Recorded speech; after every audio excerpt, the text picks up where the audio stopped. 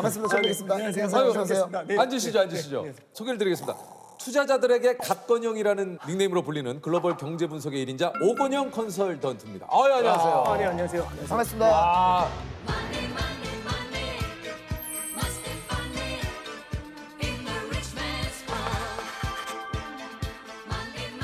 금융권이나 뭐 약간 박사님 느낌이 좀 나는데 그런가요? 예, 소개를 좀 해주시죠. 네, 저는 오건영이라고 하고요. 네. 지금 이제 신한은행에 다니고 있습니다. 아, 은행원이고요. 오늘 잘 나오신 게 왜냐하면은 뭐 작년까지만 해도 재작년부터 시작해가지고 요 주식 시장 굉장히 호황이었잖아요. 말 그대로.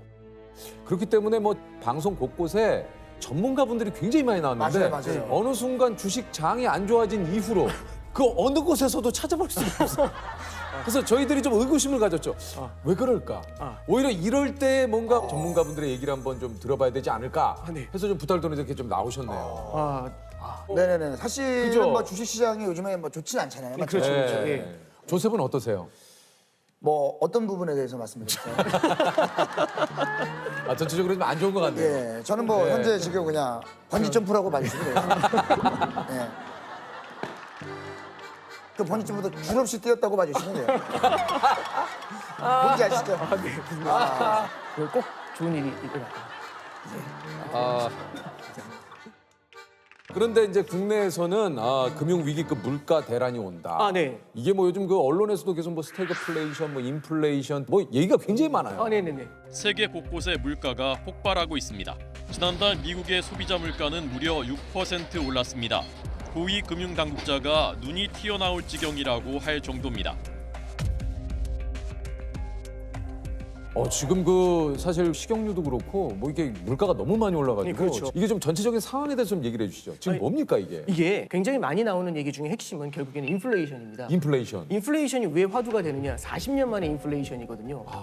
그러니까 사람들이 여태까지 만나지 못했던 괴물을 40년 만에 만나니까 너무 당혹스러운 거죠. 지금 이야기에 훅 네. 빠지는데 일단 인플레이션부터 좀 설명을 해주세요. 네, 인플레이션이요. 이게 뭐 저희가 알기로는 물가 상승이다 네, 알고 있는데 네. 인플레이션이 발생하면 어떤 일이 발생을 하는 거예요? 일단 첫 번째 쫙 보시면 인플레이션이라는 건 우리가 이제 물가가 상승한다라고 해석할 수도 있지만 이걸 뒤집어 말하면 화폐 가치가 하락한다고 할 수도 있어요. 예를 들어서 맞다. 제가 갖고 있는 이 시계가 네. 예를 들어서 10,000원짜리다라고 한번 가정을 해볼게요. 네네네. 10,000원짜리인데 이게 10만 원이 되면 우리는 물가가 올랐다라고 하잖아요. 물가가 오르죠. 엄청나게 비싸졌으니까. 그렇죠. 근데 이거 뒤집어 말하면 원래는 10,000개의 원화가 있으면 이 시계를 살 수 있었는데 네네. 이제는 10만 개의 원화가 있어야 이 시계를 살 수 있죠. 화폐 가치가 떨어지는 그렇죠. 화폐 가치가 떨어졌다는 거죠. 네네네. 거예요. 야, 뭐 잠깐 들었지만 뭐 거의 뭐 똘똘이 박사님이에요. 똘똘이 박사님. 감사합니다. 예? 이게 10,000원이 있어요. 10만 원이 되면 어떻게 됐어? 야, 굉장히 그 보시는 시청자 여러분들께서도 아주 쉽게 굉장히 또 설득력 있게 이야기를. 그렇죠. 정말 쉽게 설명해 주셨어요. 근데 이제 여기서 네. 이게 화폐 가치가 너무 빠르게 하락을 했을 때 나타나는 가장 큰 문제점 중에 하나가 이 인플레이션은 소리 없는 도둑이에요. 소리 없는 도둑이다. 예를 들어서 제가 주머니에 현찰로 100만 원을 꽂고 다니면 네. 와 이거 많이 갖고 다니는 거잖아요. 그렇죠. 돈 많은 거잖아요. 많은 거죠. 근데 문제는 뭐냐면 인플레이션이 거대하게 찾아와 가지고 과자 한 봉지가 100만 원이 되는 겁니다. 그러면 아무 말도 없었는데 제 100만 원의 가치가 확 휴지 조각이 돼 버리는 거잖아요. 이게 뭐지? 이 느낌이 되는 거잖아요. 그래서 결국에는 현금을 버는 근로자들의 어떤 생활 환경 이런 것들이 굉장히 어려워질 수 있고요. 월급이 그 인플레이션의 증가만큼 따라갈 수 없기 때문에 그렇죠. 내가 쓸 수 있는 돈의 가치가 그만큼 떨어지니까 네. 이 우리 실생활의 삶이 굉장히 좀 삶의 질이 떨어지겠네요. 그렇죠. 그렇군요. 요즘 이거에 더불어서 스태그플레이션이라는 얘기가 나옵니다. 이게 이거는 뭡니까? 이제 스태그플레이션이라는 게 뭐냐면은 보통 이제 국가 경제가 성장을 하면 네. 사람들이 돈을 많이 버니까 소득이 생기잖아요. 네. 그럼 이제 수요가 늘어나요. 물건을 막 사요. 그럼 물가가 올라요. 네. 그러면 성장이 나오면 물가가 올라요. 보통. 네, 근데 그렇죠. 이러다가 물가가 너무 많이 오르고 하면 성장이 박살나거든요. 돈이 없어 이러면서 그럼 이제 성장이 위축이 돼요. 그럼 소비가 줄어들고 수요가 줄어드니까 물가가 내려가겠죠. 예, 그렇죠. 그러면 우리가 짝을 지으면은 성장이 좋아지면 물가가 올라요. 그렇죠. 성장이 떨어지면 물가가 떨어져요. 네. 이렇게 페어가 딱 잡히는데 이게 지금 말씀하신 게 인플레이션이고 저게 그렇죠. 디플레이션이죠. 이게 인플레이션, 이게 디플레이션. 디플레이션. 그렇죠. 근데 네. 이게 이상하게 엇박자가 나면은 이런 일이 벌어져요. 성장이 둔화가 되는데 물가가 뛰어요. 이거를 스태그플레이션이라고 해요. 성장이 둔화가 되는데 물가가 오르고 있죠. 화폐 가치가 하락을 하는데 성장을 바라보면서 돈의 공급을 늘리면 그 화폐 가치가 하락하는데 돈의 공급이 늘어나면 잠깐만요. 지금 어느 순간도 어디서 놓쳤어요? 솔직하게 얘기해. 어디서 놓쳤어? 솔직히 솔직하게 얘기해. 성장에서 놓쳤어요. 성장. 성장. 성장이 어디 어디 성장이면 스태그플레이션. 스태그플레이션. 어디서부터? 솔직히 플레이스테이션 하고 싶어요. 너무 보내. 지금 죄송해요. 죄송합니다. 앞에까지 좋았는데 똘똘 목사님. 지금 사실 여기서 제가- 못 쫓아왔어요. 어디서 가냐면 이거 어려웠어요. 스태그플레이션이 좀 어려웠어요. 스테이크 들어가면서 미궁 속으로 그러니까 빠졌어. 미궁 속으로. 요게 간단하게 얘기하면 이제 그 물가가 상승하는데 경기가 침체되는 어떻게 보면 최악의 상황 그렇죠, 아닙니까? 그렇죠. 예. 이렇게 간단하게 정리하면 예, 그렇습니다. 그렇게 가시죠. 오히려 좀 쉬웠어요. 쉬었죠. 네, 쉬었어요. 쉬었어요. 아니 이제 최근에 금리가 많이 올랐습니다. 네. 한국은행이 오늘 또 한 번 기준금리를 올렸죠. 지난달에 이어서 2달 연속 인상을 단행한 데에는 예상보다 길어지고 있는 고물가 상황이 가장 큰 영향을 미치는 것으로 풀이됩니다. 인플레이션이 물가 상승을 뜻하는데 그래서 요즘 금리가 오르는 겁니까? 네, 그렇습니다. 이게 이제 잘 예. 보시면은 인플레이션 자체를 갖다가 그냥 놔두면 별로 안 좋은 게 이런 문제가 생겨요. 예를 들어서 지금 은행에서 금리를 1년에 2%를 드려요. 네. 와, 이게 너무 적게 주잖아요. 근데 금리를 한 4% 정도 드려보죠. 그럼 이게 2배잖아요. 이게 대박이다. 이렇게 은행으로 가야죠. 그렇죠. 은행으로 가야죠. 근데 문제는 뭐냐면 만약 물가가 10%씩 오르면 그럼 이 정기예금 하면 안 되잖아요. 안 되죠. 그렇죠. 정기예금을 안 하고 물건을 사야겠죠. 그렇죠. 물건 언제까지 사야 되냐면 물가가 오르기 전에 사야 되겠죠. 그러면 미래에 살 걸 현재로 땡겨가지고 더 사요. 그러면 지금도 물가가 이렇게 심각하게 높은데 빵 터지면서 인플레이션이 훨씬 더 심각해지겠죠. 이게 이제 가장 큰 문제가 돼요.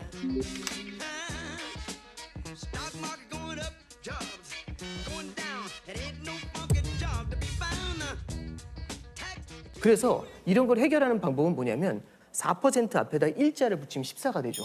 네, 그러면 이제 이쪽으로 안 넘어가겠죠. 그렇죠, 물건 그렇죠. 사려고. 그래서 기본적인 컨셉은 뭐냐면은 물가가 너무 세게 올라가면 이 세게 올라가는 물가를 제압하기 위해서 금리를 끌어올리는. 그래서 요즘 보면은 한국은행에서 기준금리를 인상한다.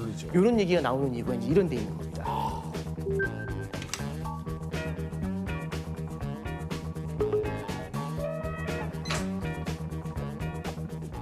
요거 한번 좀 본격적으로 한번 여쭤보도록 하겠습니다. 주식 이야기를 안 할 수가 없어요. 사실 지금 예. 약간 이제 금리 이야기나 이런 거 할 때 또 이렇게 계셨다가 주식 이야기 나도 모르게 그렇게 된다니까. 전문가님이 종목을 알려드리는 게 아니에요. 네, 종목을 알려드리는 게 근데 아닙니다. 그만큼 네. 다시 또 이야기에 또 쫑긋 이게 어쩔 수 없거든요. 전 세계 주식시장이 마치 도미노처럼 연쇄적으로 급락하고 있습니다. 극심한 경기 침체에 빠질 수 있다는 경고가 세계 곳곳에서 나옵니다.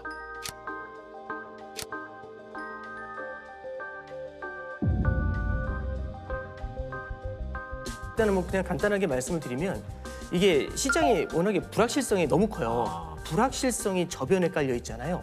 이렇게 됐었을 때는 추세적인 상승이나 이런 게 나타나기가 쉽지가 않아요. 최근 같은 경우가 참 답 없는 얘기들이 많이 나오는 이유 중에 하나가 첫 번째는 러시아 우크라이나 사태. 일단 예측이 안 되잖아요. 예측이 안 되죠. 얘네들이 산유국이고 그다음에 곡물을 수출하는 국가들이에요. 그러니까 여기서 전쟁이 터지니까 물가가 굉장히 많이 뛰잖아요. 그렇죠. 그게 아까 전에 말씀드린 것처럼 인플레이션을 자극을 하고 있는 겁니다. 인플레이션이 어떻게 될지 알 수가 없고 인플레이션을 잡기 위해서는 금리를 올려야 된다는 말씀드렸잖아요. 네. 금리가 어디까지 오를지가 알 수가 없어요. 그러니까 예측하지 못했었던 일들이 계속 일어나니까 시장이 계단식으로 하락을 하거든요. 그래서 이런 원인들 있죠. 안 좋은 불확실한 원인들 이런 것들을 모니터링을 하면서 조금은 기다려 보시는 게 지금은 좋을 것 같습니다. 네. 참 진짜. 자 그렇다면 여기서 하나 더 의문점이 생깁니다. 자, 매수합니까? 제가 굉장히 꺼내. 굉장히 지금 들어가요, 지금. 지금 바로 갈 수 있어요. 지금 한 300만 원까지 살 수 있어요, 제가.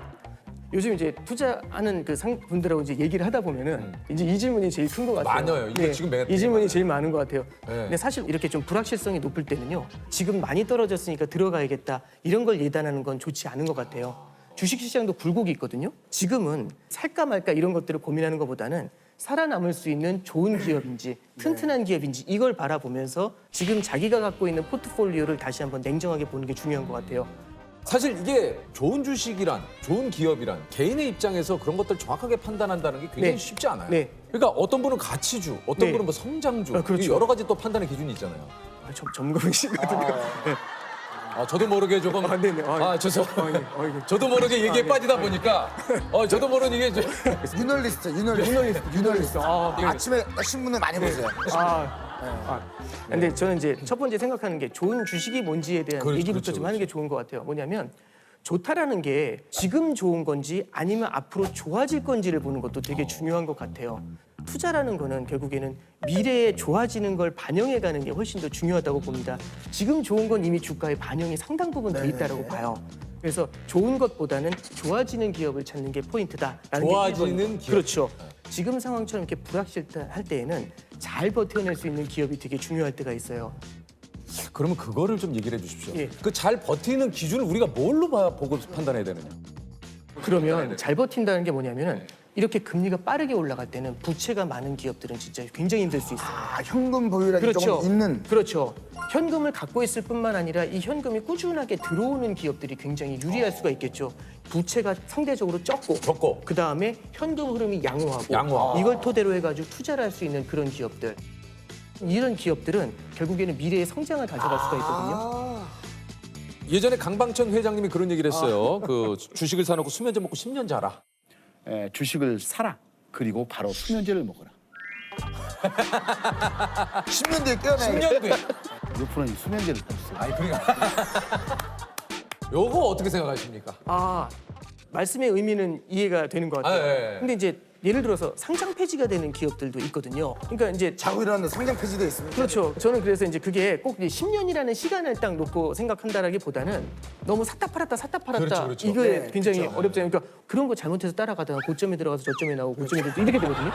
왜 우리는 그럴까? 저점에 들어가서 고점에 나오는 게 아니고 고점에 들어가서 저점에 나올까? 그러니까 올라갈 때 산 순간 내려가잖아요. 예. 그래서 이제 너무 마켓 타이밍을 따라가는 것보다는 좋은 기업이라는 확신이 있다면 그걸 사고서 진짜 장맛이 날 때까지 기다려라. 그렇죠. 그런 컨셉에서 말씀하셨을 겁니다. 꼭 그거 참 이상하게 내가 사면 내려가고 내가 팔면 올라가고 왜 그런지 모르겠어요. 그래서 좀 뭔가 좀 기다릴 필요가 있는 거잖아요. 네. 프로그램도 잘 되려면 어느 정도 좀 기간이 필요한데 바로 어떤 흥망성쇠를 원하면 그건 안 되는 거죠. 그렇죠. 예.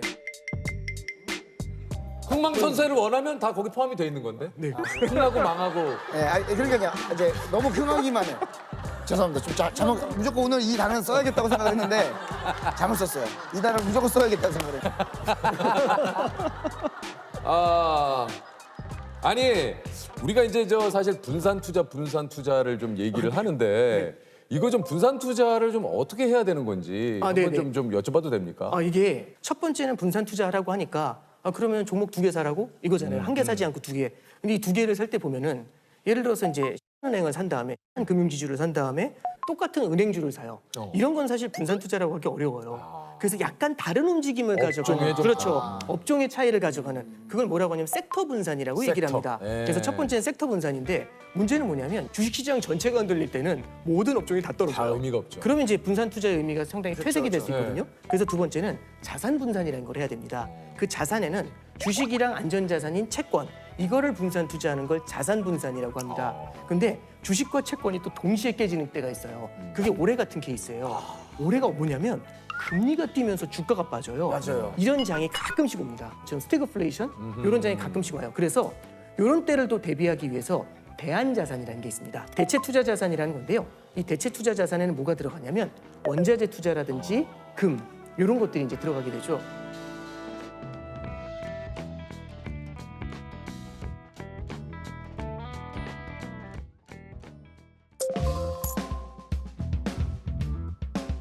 금리가 올라가잖아요. 정기예금은 지금의 금리로 일정 기간을 묶어요. 그럼 예를 들어서 낮은 금리로 3년을 묶는다. 그럼 3년 동안 금리가 오를 수 있죠. 그럼 그 금리가 오른 만큼의 수혜를 받을 수가 없어요. 그러면 기회 손실이라는 게 생기는 거죠. 내가 충분히 받을 수 있는 이자를 받지 못하는 문제가 생기는 거잖아요. 그래서 이럴 때는 방망이를 짧게 가져가는 게 좋아요. 짧게 잡는 게. 그래서 단기로 예금을 하면 만기가 금방금방 돌아오잖아요. 그러면 오른 금리를 계속 받으면서 따라갈 수가 있겠죠. 그래서 예금을 할 때에도 짧은 만기 예금을 하는 게 되게 중요합니다. 그럼 예를 들어서 네. 유재석이라고 하는 회사가 있고 네. 조세호라고 하는 회사가 있다. 아, 예. 100%라는 돈이 있어요. 네. 분산 투자를 한다면 몇 아, 예. 프로씩 이렇게 좀. 굉장히 날카로운 질문이신데. 궁금합니다. 굉장히 이제 예를 들어서 궁금합니다. 이제 좋은 것과 나쁜 것의 기준으로는 60대 40. 좋아지는 것과 나빠지는 것으로 한다면은 40대 60. 뭐 이렇게 다양한 포트폴리오를 구사할 수 있겠죠. 그리고 제 투자 성향이 중요한 것도 있는 거죠. 성향에 따라. 그렇죠. 제 투자 성향. 예를 들어서 제가 이제 모험심, 공격적인 걸 좋아한다. 그럼 이제 이 공격적인 거, 공격적 투자. 예. 그리고 이제 안정적으로 꾸준한 하겠다. 상승. 그럼 이제 이렇게 안정적 투자. 이런 것들을 좀 나눠가는 그런 전략들을 쓰겠죠. 그러니까 이게 참 어려워요. 그렇죠. 제가 봤을 때 재석이 형은 약간 잔잔하지만 쫙쫙. 그렇죠. 근데 저는 이제 막 갑자기 올라갔다가 막 그런 겁니까? 뭐 꼭 그렇게 말씀드리는 것도 아니, 너무 아니, 괜찮습니다. 편안하게 좀. 아. 저도 왜냐면 제 포지션이 어느 정도인지를 알아야 네네네. 준비를 하는데. 네. 제 생각엔 진짜 딱 이 느낌이 영원한 루키이자 한 번 터뜨릴 때 굉장히 크게 터뜨리시는 그런 스타일이신 것 하지만 같아요. 좀 위험이 있는. 그게 이미 탄탄한 입지를 확보하신 네, 그런 케이스가 아니신가 싶은데 네, 이렇게 유키즈 불러주신 것만으로 감사드려요. 지금 제가 봤는데 대충 얼버무리시고 나온 것 같은데. 쓱 빠져나가셨어요. 굉장히 갑자기 당황했어요, 이렇게 지금. 유퀴즈에 불러주셔서 감사합니다로 잘 빠져나온 것 같아요. 네. 조셉도 원하는 답을 못 얻었고 네네네. 우리 투자자 선생님도 한껏 진단만 흘리다가 나오잖아. 약간 뭐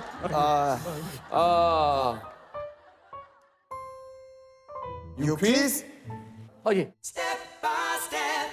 이것은 원래 개별적으로 보면 위력이 크지 않은 태풍이 다른 자연 현상과 동시에 발생해 파괴력이 커지는 현상을 가리키는 용어인데요. 네. 경제에서는 두 가지 이상의 악재가 동시에 겹쳐 심각한 경제 위기가 발생하는 것을 비유하는 말로 쓰이고 있습니다. 퍼펙트 스톰인가요? 지금 문제 다 드리지도 않았는데 네. 해주셨습니다. 죄송합니다. 괜찮습니다. 정답이 퍼펙트 스톰 정답. 야, 바로 뭐 100만 원 사용하겠습니다. 축하드립니다. 끝까지 안 듣고도 뭐 바로 와 퍼펙트 스톰.